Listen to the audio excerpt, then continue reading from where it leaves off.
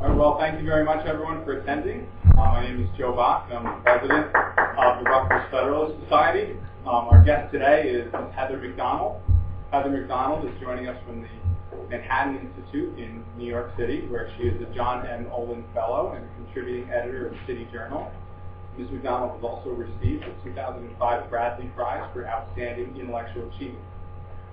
Ms. McDonald received her BA in English from Yale University, graduating with Mellon Fellowship to Cambridge University, where she earned her MA in English and studied in Italy through a Clare Grant College. Her JD is from Stanford University Law School, and her work at City Journal has canvassed a range of topics, including homeland security, immigration, policing, and racial profiling. Media sources such as the Wall Street Journal, the New York Post, and the New York Times have published her articles. Ms. McDonald will speak, and then we will have questions and answers. Thank you very much.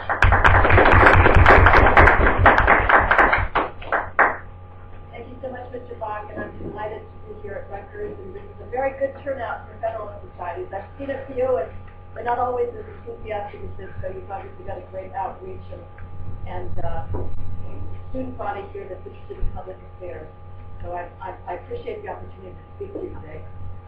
I'm going to be talking about New York's experience with policing, but the issues that arise there, I think, come up in a lot of different urban areas, including Newark. The most startling thing that William Bratton did upon assuming control of the New York Police Department in 1994 was to announce that he would lower crime in his first year by 10%. No police chief in living memory had ever made so reckless a pledge. It signaled Bratton's break with reigning law enforcement ideology that held that the police could not prevent crime, they could only respond after the fact. Bratton not only met his goal, he bested it, bringing crime down 12% in 1994, while crime nationally dropped 1%. The next year he upped the ante, promising to lower crime to 15%. He came in 1995 with a 16% crime drop, while crime stayed flat in the rest of the country. Bratton accomplished this unprecedented feat by the managerial revolution that came to be known as CompStat. The department started gathering and analyzing crime data daily and deploying officers to where crime patterns were emerging. If officers observed suspicious behavior in a violence-plagued area, they were expected to intervene before a crime actually occurred. Precinct commanders were held ruthlessly accountable for the safety of their precincts, and the department stopped tolerating the disorder that had engulfed so many public spaces. CompStat created a sense of urgency about fighting crime that has never dissipated. In the 1990s, New York's crime drop was twice the national average. Homicides, robberies, larcenies, and burglaries dropped 70%. In the 2000s, when the crime drop across the country leveled off, New York's crime kept going down another 37%. To reach finally what has been the steepest and most prolonged crime drop in history. The greatest beneficiaries of this policing revolution have been the law-abiding residents of the city's poorest areas. Blacks and Hispanics have made up 79% of the decline in homicide victims since 1990, when homicides reached their historic high of 2,245. Over 10,000 Black and Hispanic males are alive today who would have been dead had homicide rates remained at their early 1990s levels. With robberies and burglaries plummeting in once desolate neighborhoods in the 1990s, economic activity and property values there rose dramatically. Senior citizens could go shopping without fear of getting mugged, and children no longer needed to sleep in bathtubs to avoid stray bullets. Despite the benefits of the CompStat revolution, however, it has generated a backlash in certain quarters. The Center for Constitutional Rights, with the support of Columbia Law professor Jeffrey Fagan, is suing the NYPD for constitutional violations based on the following statistics. Blacks made up 55% of police stops in 2009, though they are 23% of the city's population. This type of analysis, comparing police stops to population ratio, is absolutely standard in all racial profiling rhetoric, and it is utterly bogus because it leaves out the most relevant factor in analyzing police activity, which is crime rate. In the Comstat era, it is absurd to talk about policing patterns without discussing crime, because crime drives everything that the department does. Here's what you will never hear in the typical racial profiling discussion. In 2009, blacks committed 66% of all violent crimes in New York City. How do we know that? That's what the victims of and witnesses to those crimes reported to the police. Victims who were overwhelmingly minority themselves. Blacks committed 81% of all shootings in 2009, again according to victim and witness reports. Together, blacks and Hispanics committed 98% of all shootings in New York. Blacks committed 70% of all robberies that victims reported to the police. These ratios have held steady for years. Whites, by contrast, committed 5% of all violent crimes in 2009, though they are 35% of the city's population. They committed 1.4% of all shootings and less than 5% of all robberies. Compared to the rates of crime, in other words, blacks are being significantly understocked. Now, crime rates are not a perfect benchmark for police stops. Ideally, you would include as well community requests for police service and calls reporting suspicious activity. But crime rates are a heck of a better benchmark for stops than census data, which is wholly irrelevant to the police deployment patterns. Police presence in stops are going to be heaviest in minority neighborhoods, because that is where the overwhelming majority of victimization is going on. If customers have been held up at knife point at ATM machines in East Flatbush, cops will be more intensively deployed here. Two teams intensely watching an ATM user from across the street will quickly move away when they see an officer observing them, maybe questioned. If there has been a string of robberies against senior citizens in East New York, someone walking closely behind an elderly lady in the 75th precinct, looking furtively over his shoulder, stands a good chance of getting seen and stopped by an officer who has been deployed there just for that purpose. Anyone who thinks that stops should mirror census data must explain why public safety would be better served by stripping officers from the areas that need them most and deploying them in neighborhoods where people are not being victimized to anywhere near the same degree.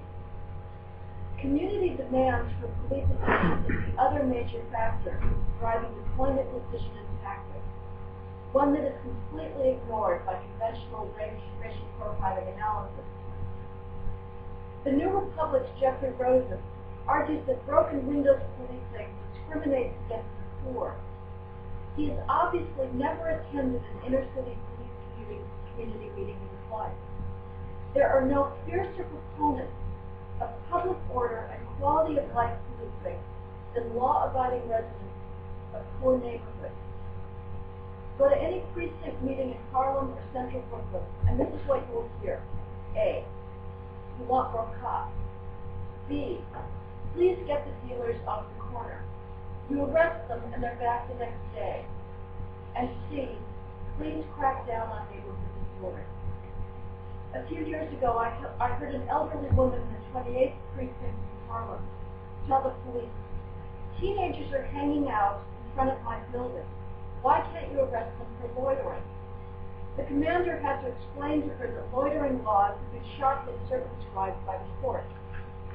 The irony is that the police cannot respond to these heartfelt requests for public order without also generating disproportionate stop data, that can be used against them in a racial profiling lawsuit, such as the one currently brought by the Center for Constitutional Rights against the NYPD.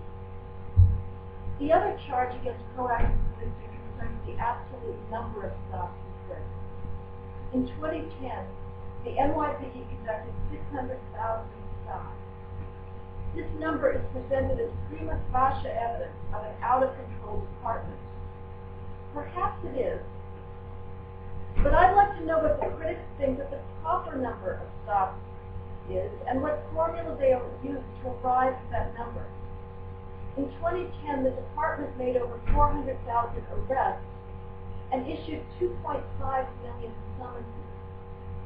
Given that the probable cause standard for making an arrest is considerably higher than the reasonable suspicion standard for questioning someone, the number of stops is not out of proportion to the number of arrests. Moreover, if the department's 25,000 patrol officers and detectives made just one stop a week, something which is easily attainable within New York City, they would generate 1.1 million stops a year.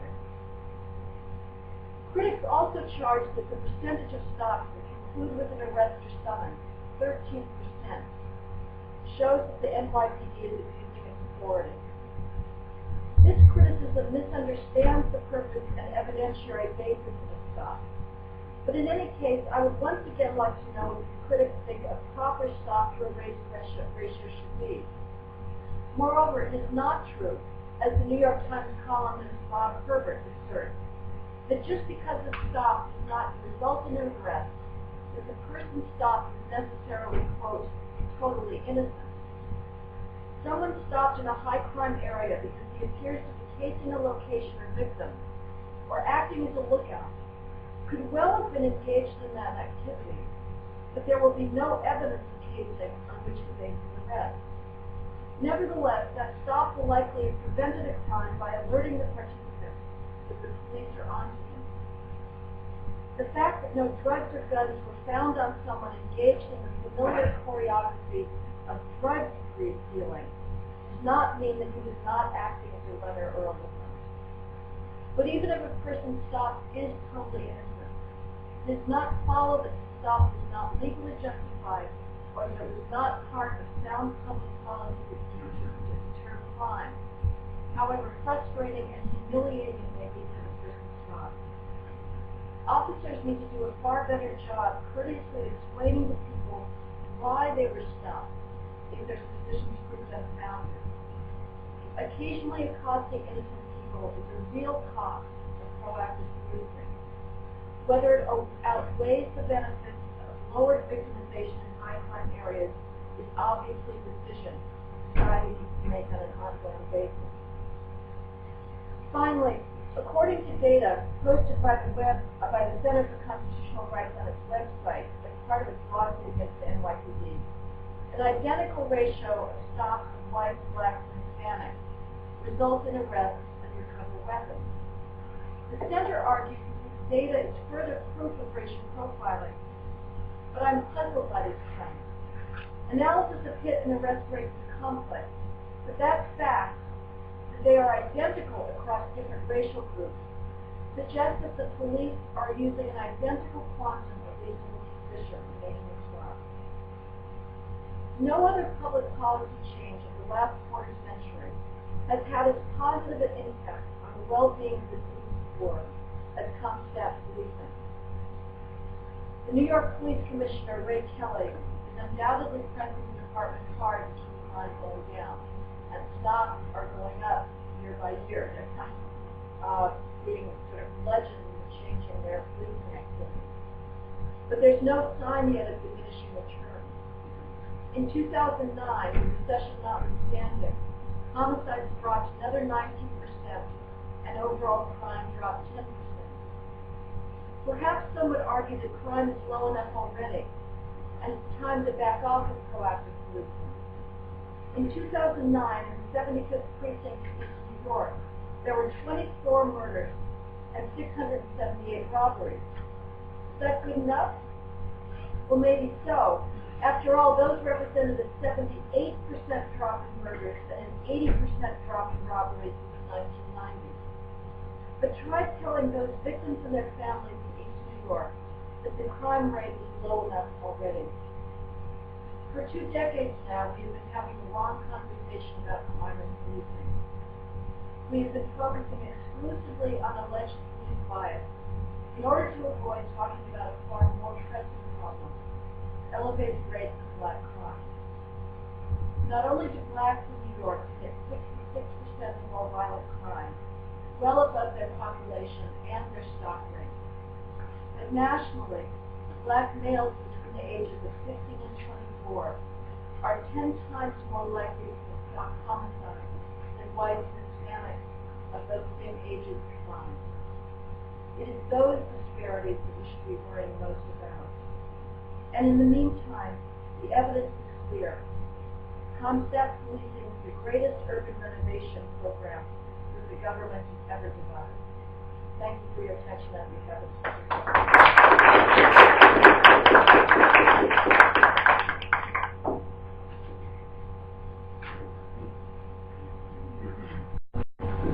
So, I don't know, have you done any research into the racial profiling charges in New Jersey and the reaction of the state police and the local police to those charges?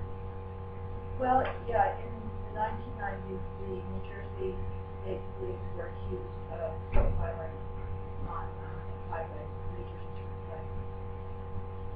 And one interesting aspect that came out of that, the Justice Department, which was suing the New Jersey State Police, had commissioned a demographic study of the turnpike, and came out with interesting data that shows, as usual, the complexity of all of these profiling analyses.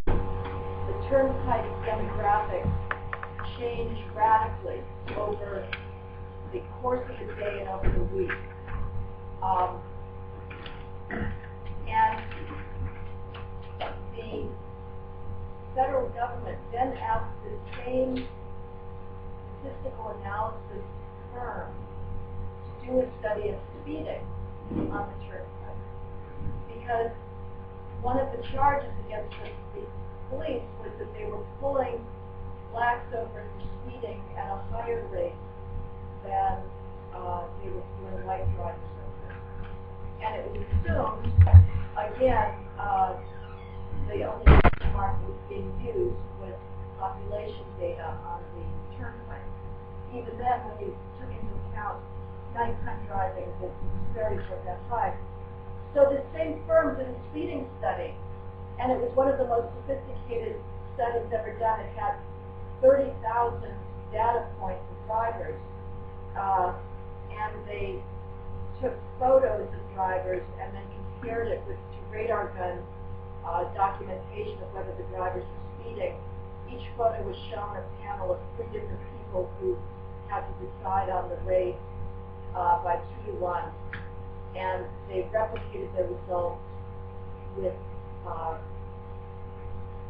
photos that had no disagreement among the panel determining rates. And what they found was that blacks speed at twice the rate of whites on the turnpike. And the disparity is even greater at rates of speed higher than 90 miles an hour. And there's possible explanations for this. Among them, if blacks are doing longer haul routes and whites tend to just hop from off-ramp to off-ramp, especially in rural areas, they're not going to be reaching similar levels of speed as if you're coming from Philadelphia to New York. But whatever the reason, and again, you may have different age demographics on the turnpike, but whatever the reason was, this study was, again, the sort of behavioral benchmarking that you need to do to start talking about police work. Well, the Justice Department did its best to try and bury the study and make sure that it never saw the light of day. And they raised all sorts of procedural objections to it that they never raised in other justice studies. Finally, the The New York Times did publish it. And the guy that tried to bury it resigned from the Justice Department. So, there may have been a few cops that were using race in a unlawful way to pull drivers over. And I don't think in a driving situation, when you have no other locational cues, that race is a legitimate ground for stop. Nevertheless, I think that the story that was initially given by the press and by the political elites in New Jersey was incorrect. Their analysis of contempt searches was also simply flawed and did not take into account appropriate benchmarks. They mixed and matched data from different years. So I think since then New Jersey has spent about $70 million on equipment, anti-profiling studies, retraining. Whether that money was well spent or not, I can't say, but it ended up being a very costly way.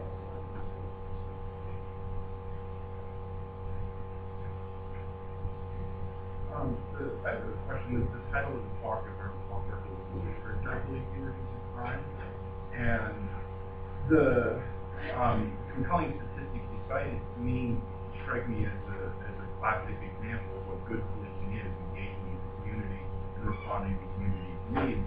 But to me, the word "straight" also evokes images of kind of excessive force use on the community or excessive sentencing. I mean, not just the level of engagement, but the level of violence with which officers respond in situations. And I wonder if any of your research has shown that certainly while more officers on the street, more community engagement, more men in blue who know what the rhythm of the neighborhood is like, is certainly a very good thing. Whether that also invariably entails increases in excessive violence that creates this community backlash. Well, I don't know how that title came about, but it's stricter is definitely.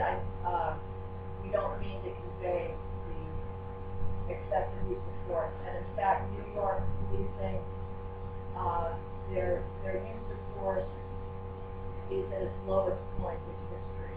The shootings are down, the number of bullets fired off in each shooting incident, the number of people killed each year has just plummeted. So I think the more appropriate term would have been data-driven or rational policing. What the essence of CompStat is the fanatical analysis of crime data on a daily basis to drive police deployment decisions.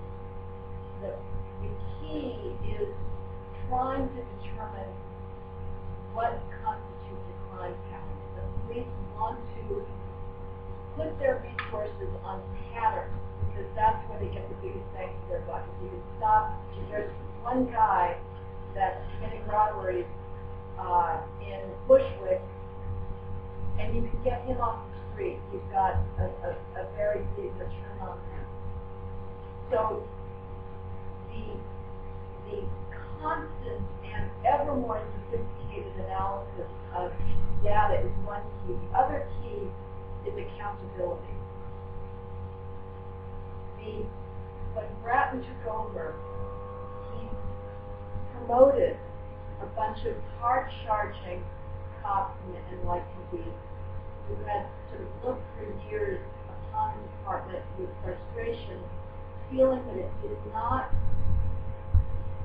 take crime serious enough. They were not urgent enough about the fact that people in poor neighborhoods were having their lives blighted by New York's violence. And so they started holding weekly meetings downtown, these CompStat meetings where they would call in commanders from different precincts and grill them just ruthlessly, just without any, there was no hiding. If you didn't know what was going on the streets of your precinct and have a plausible plan for lowering crime, your career was over. And these concept meetings became infamous because they could be very heated, and chairs were thrown. People, you know, that were coasting, all of a sudden realized that the gig was over. And people started coming from the world over to observe these meetings. And they also were a place of information sharing among agencies. And strategies were developed. You know, people said, well, I've tried, you know, we do warrant checks on our parolees and have found that this is a tool for getting at auto theft. And so it became this brain trust. Since then, unfortunately, Ray Kelly, who's the commissioner in New York now, he is much less transparent, and he can't get into CompStat anymore. And it's a little tough on him because Bratton, who was the chief in '94, then he went on to head the LA Police Department starting in 2002, and did the same thing. I mean, it's just, there's been pretty irrefutable evidence of the value of CompStat because wherever it's been tried rigorously, it has the same effect. There's a whole diaspora of NYPD stars now that have gone out and done the same thing. East Orange, New Jersey, Jose Cordero brought crime down over 70% in 3 years through data. Anyway, so Bratton went out to LA, did the same thing. Kelly, you know, he's in New York now. I think he gets a little sick hearing about CompStat policing because it wasn't his baby. To his credit, he's continued it, and no police chief in his right mind would undermine this process because it is simply the greatest government innovation that has come out of the last 25 years. So, anyway, strict is a misnomer. Really, more appropriate to say is data-driven and accountable. How widespread is the use of CompStat? Is it in a few cities, a lot of cities? Well, there's a lot of lip service paid to it, but often people don't really get it. And the key isn't the sort of almost brutality of the New York style policing, which a lot of departments say that's just not our style. We're not that tough. And when Bratton came to LA, it's a slightly more laid-back department, and they weren't the same fireworks in their CompStat meetings. So it's hard to say. I mean, Gary McCarthy in Newark, he ran CompStat under Kelly for many years, and they were allegedly doing CompStat in Newark when he came, but they really weren't. A lot of pseudo-CompStat meetings are just people getting together and sort of jawboning about crime patterns, as opposed to really the concept of accountability and sort of driving down on data. So the ones that are doing it truly authentically, I would say there's probably about a dozen. And I think the criminology profession is really at fault because they remain wedded to this concept that the way to solve crime is to cure its root causes, which are viewed as poverty, income inequality, you know, unjust capitalism, requiring massive redistribution of wealth and social programs. And they have never embraced the idea that the police can roll a crime. So you think, I mean, I can't stress enough the extraordinary nature of New York's crime drop. There has never been anything like it. And you would think that the criminology profession would be crawling all over the city trying to figure out how this happened. And they're not. And so CompStat policing is not as well known and imitated as it should be. although the idea of using data and trying to make more police performance rational as possible is in fact catching on. And I would say that in the last few years, the recession was the big test for the root cause of the theory of crime, which is that crime is caused by economic deprivation. And the recession was the big test. We haven't had this bad an economy in a very long time. Crime went down every one of the last 4 years nationally. So it's become very hard to argue that crime is a response to economic hard times. And I would say that the reason that crime has been dropping nationally is because of the spread of comp-stat cyber. Yes, I find it very common. New Jersey has a long history of 17 days and the typical state during the colonial period. Very good.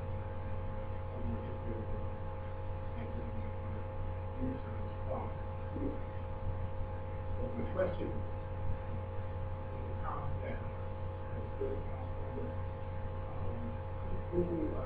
how does all of that really, the order that everything comes out? Because we have Well, it came about, Bratton brought in a very intense former transit contender named Jack Mesa, who said, I won't say the country, but I don't have time to do this. I have to get crime down. And it's basically a glorified method of kidnapping, which is something that police have always used to try and track patterns in the city. But so they started with that concept of kidnapping, started using computer technology to expand and make their crime maps more detailed and more useful.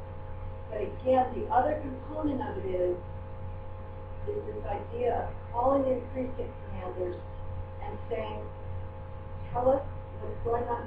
Before a concept meeting, headquarters sends out their sort of spies to the precinct that's going to be called up.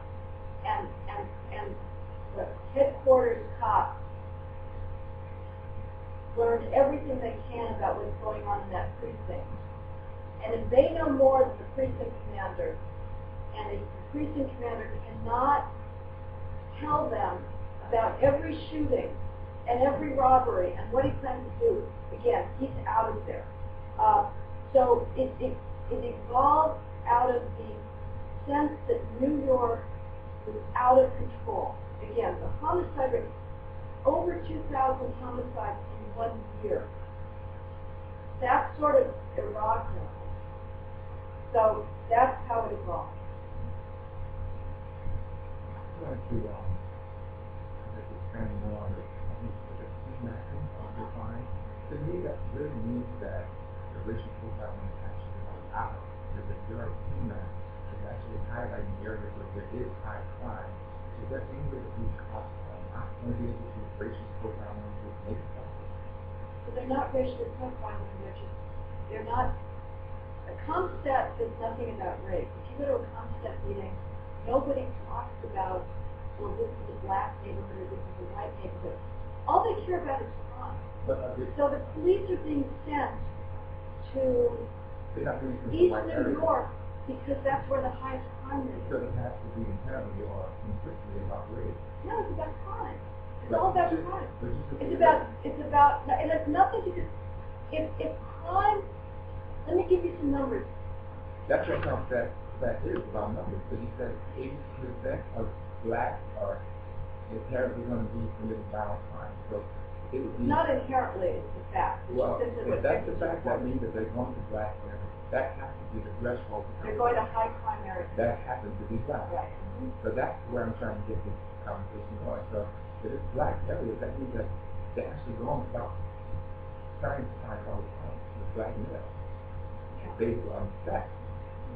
Race has nothing to do It has nothing to do with policy, because the policy What would you has have to everything do? to do with policy. So what would you have to do? Let me give you one figure. The per capita rate of shooting in Brownsville, Brooklyn, I'm very familiar with policy. is 81 times higher than in Bay Ridge, another part. 81 times higher. That means the people in Brownsville are 81 times more likely to be shot and possibly killed than in Bay Ridge. The stop rate in Brownsville, do you think the stop rate and the police deployment should be the same in Brownsville as in Bay Ridge? If you I think the stop rate should be based on organized crime. not on why. What do you think about I organized think that crime? the organized crime, such as gang violence, is one of the root causes that maybe contributes to this concentrated terrorist crime in Brownsville, because we have the blood, we have the Christian, we have the Latin gang, we have all these cells of organized crime that lend to violent crime. These people make their living off of violent crime, drugs and all that other things that are spawned by poverty. So I can't discount or dismiss poverty as being the root cause. When you have an underground economy that's driving violent crime. But if you've got But the stop rate should. 81, okay, but again, so you're a police commander, and somebody says Brownsville has an 81 times higher rate of shooting than Bay Ridge. How are you going to deploy your officers? Let's say you've got 100 officers, 2 precincts. Are you going to say 50 in Brownsville and 50 in Bay Ridge, even though the crime disparities are huge, so that the people in Brownsville, the victims in Brownsville, have to make do with the same police presence as in a precinct that has virtually no shooting? I mean, there's virtually no shooting in Bay Ridge. Well, I think there's a difference between, and I definitely good point, that in Brownsville it would require more police presence. But I think police presence is the number one deterrent to crime. Because if there's going to be more police in the street, I think that friends who are professional may have to find better ways to commit their crime. So I definitely think that the ratio, if I had 100 officers, I would definitely, not permanently, but definitely if the crime went down, shift more than officers to the Brownsville area so that crime could go down.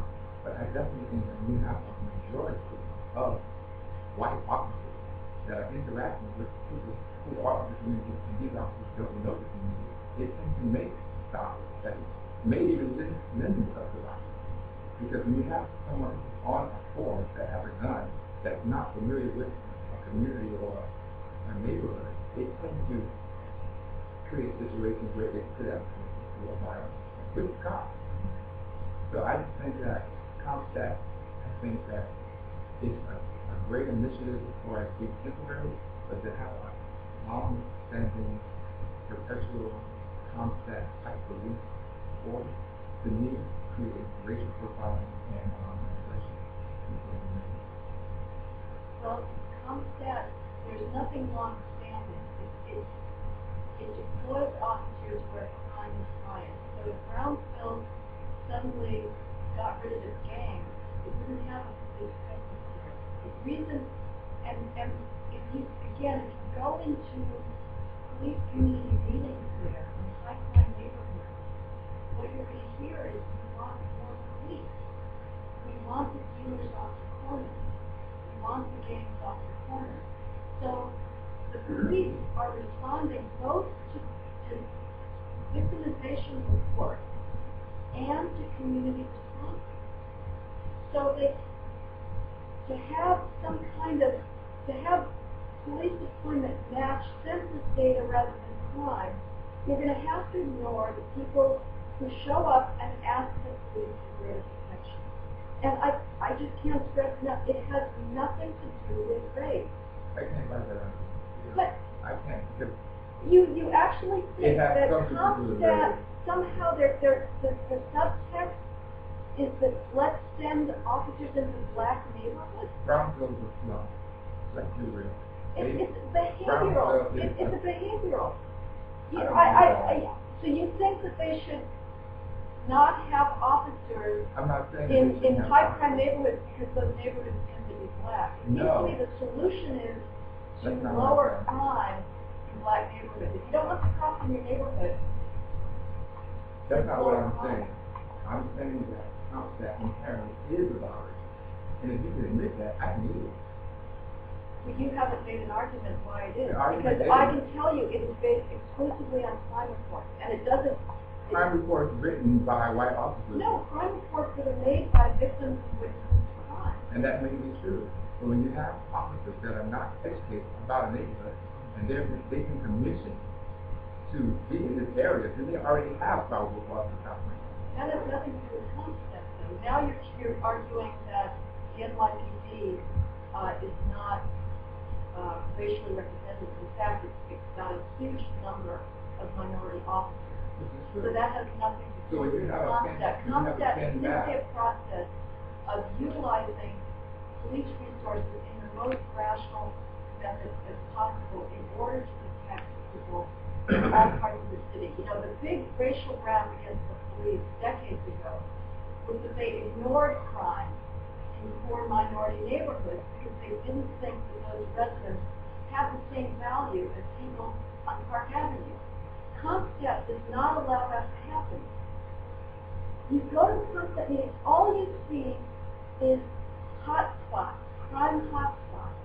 If there was a rash of shooting on Park Avenue in 86, that would show as a crime hotspot. And that's where police would be deploying their resources.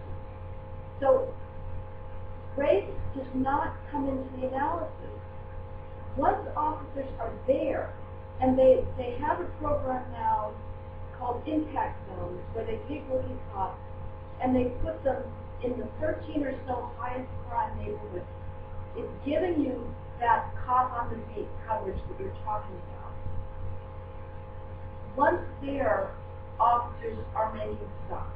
If they see suspicious behavior, they're going to try and intervene, because that's also the idea, is rather than waiting for crime to happen, if you've been told that there's been a pattern of robberies and you see suspicious behavior, you're going to ask the question. I don't want to pick up much time, but 86th Park versus Brownsville to me is a bad analysis. 86th Park is commercial, mixed with residential. There's not a project in town, it's just done in this country. So, to me, I really don't see Now, you're CompStat. making a research. I don't No, get it. I'm making a demographic argument on the Upper East Side. I'm making a crime argument. All I'm saying is that wherever crime is highest, that's where the police are going to be deployed. And I can So accept if that. there's crime on Park Avenue, you're going to get crime. You're going to get a lot of cops there making stops. But you're the one that's telling me that you can't imagine crime on Park Avenue because there's no I didn't project say I there. can't imagine crime being there, but there's less crime there because Yes, there is. There there's is. less crime there because there aren't any projects. And I just mentioned that Brownsville is a slum. Okay. So making And it that argument, needs it is, police protection. and it's a black area. So it's a pink map area under that. It's contrast. Okay, so again, I'm trying to understand what your alternative would be. If you don't think that crime should drive deployment, and I assume you don't think race should drive deployment, how should the police decide where to deploy their officers? We should deploy their officers to areas that need education. These areas, such as Brownsville, they need education. They need education actually. They can educate by being there. They can educate these people in these neighborhoods by letting them know that we're here to help. We're not here to arrest. We're not here to incarcerate people. We're here to educate. I think more police outreach, police based on community oriented police, that's what needs to happen in the community. But going flying to an area because of having crime, that's not addressing the organized crime. And that's not something. They move on to another question. Are there any examples of poor white cities that have deployed these types of techniques and seen success? Well, Cincinnati has some areas of sort of Appalachian and they do crime, and parts of the valley in Los Angeles, Hispanic and Armenian, a lot of Armenian organized crime and they seem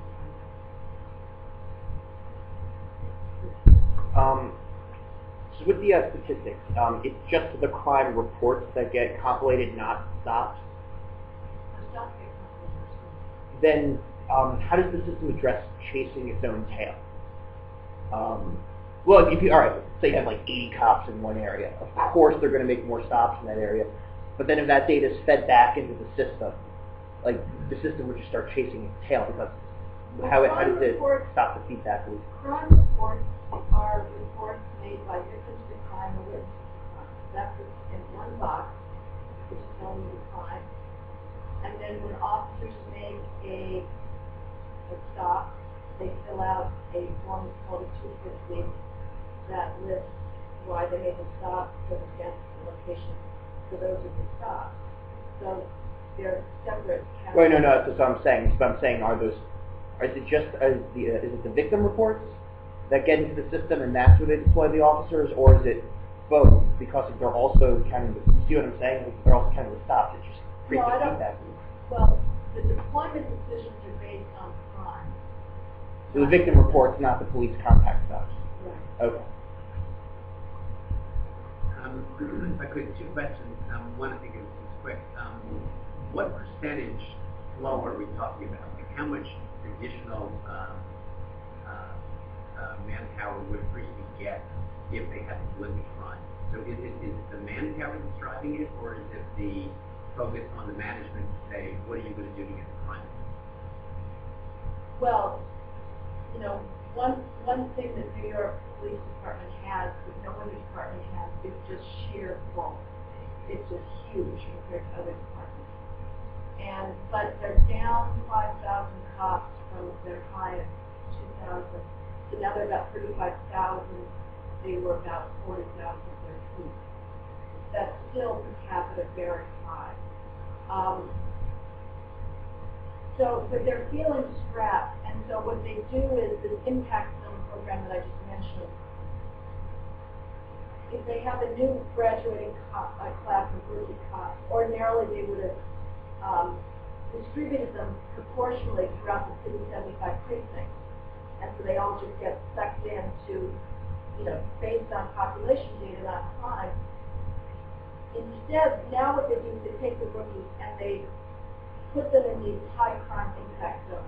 So how many, and that means that no other precinct feels jealous that you're like stripping our cops, because it's very hard. You know, the 19th precinct on the Upper West Side wants its cops. It doesn't want to give up its cops to Brownsville because it wants them on the street. So if you use these rookies that haven't been distributed yet, nobody sort of feels like they're being chipped. And they'll get what each precinct, what an impact zone would get. It may be like a dozen new rookies that are on shift, that are walking foot deep, and they're expected to make summons for quality of life. So it's really the deployment of police force within a precinct in response to crime, not necessarily across the entire city. Well, they have special units as well.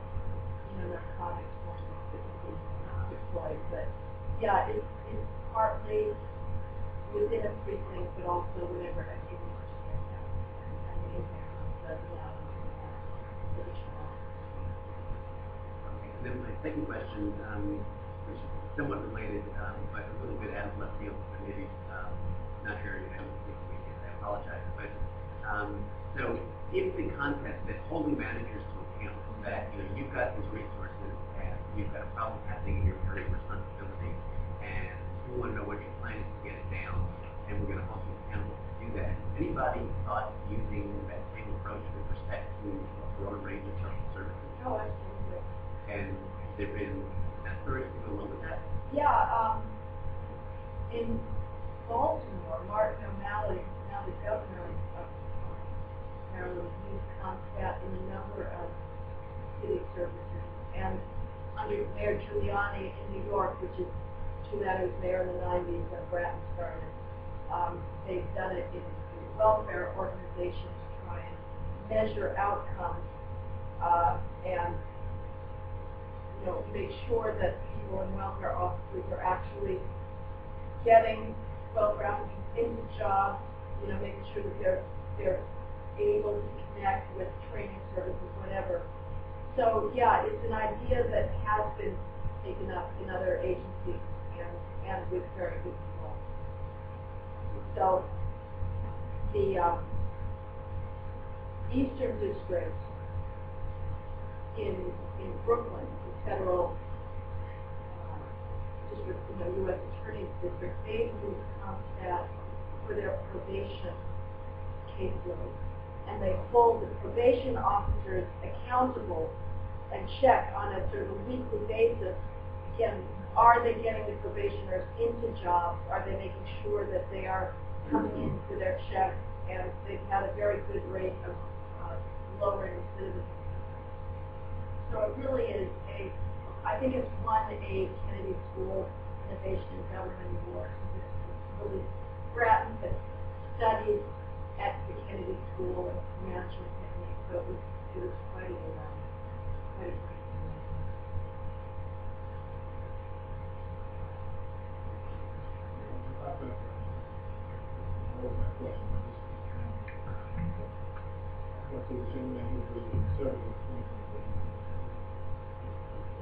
Law.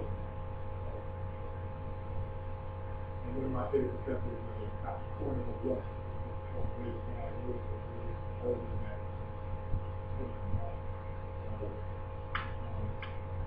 But how did this level of youth corruption and all of how do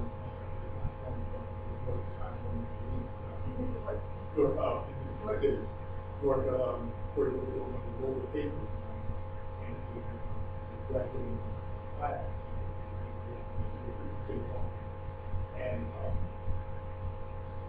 find out that these types of ways of hurt for the military to stop crime and other implications in the world. They get with those goals to economic thrive there, education and resources. So, it's really factors to be involved with. In cases like shackling job, every way that you can sit in my contact with deal with it. Well, first of all, I would say that one reason why some of these areas have been economically deprived is because crime has been very high, and you cannot expect economic revival with high crime. Businesses are not going to come into an area where they have to worry about their employees or getting shoplifted from or held up at gunpoint. So New York City spent billions over the years on economic revitalization, community development block grants, this and that welfare program, without having an effect. Harlem is transformed because crime dropped 80% there. And all of a sudden, major multinational corporations wanted to move in there. It became the real estate values boom. You cannot, crime in New York does not drop because the economy improved. The economy improved in New York because crime dropped. So, again, I would say that the best anti-poverty program and urban revitalization program that we have yet to buy is proactive policing. As far as officer corruption, that is a scourge and a blight on communities wherever it occurs. And I know that the New York Police Department has an extraordinarily active internal affairs bureau that is constantly doing stings. I would assume that Jerry McCarthy is doing the same thing in Newark, but there's no question that there is a long tradition of officers with abusing the public trust and ripping off from innocent people and criminals alike, and that should never ever be tolerated. And they are, no question, a dishonor to the badge and result in elevating levels of community mistrust. But I can assure you that practically every police department in the country now is trying to eradicate such abuse of power. And I would say, obviously community policing, that's not in whatever your notion of it is, it's not an image of concept policing.